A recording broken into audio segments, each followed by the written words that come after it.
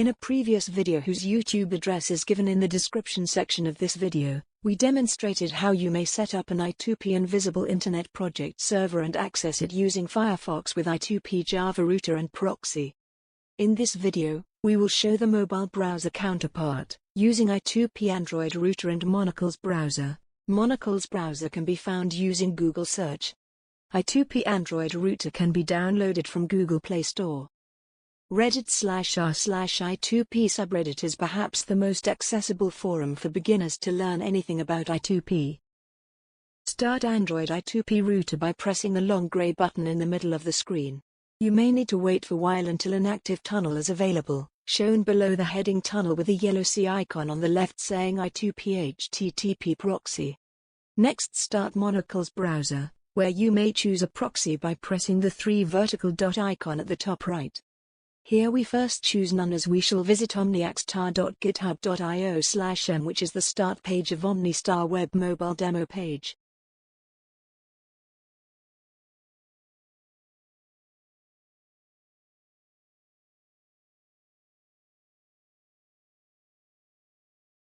Once OmniStar web mobile demo page is loaded, scroll down and click the second button that says I2P mobile.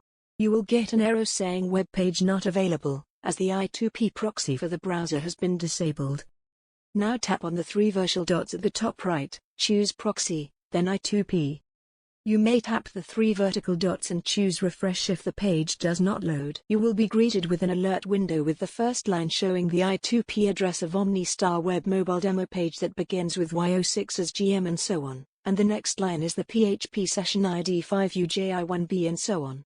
Finally, you will see a page with the first line saying Adam Session IID, OmniStar Search Demo and so on.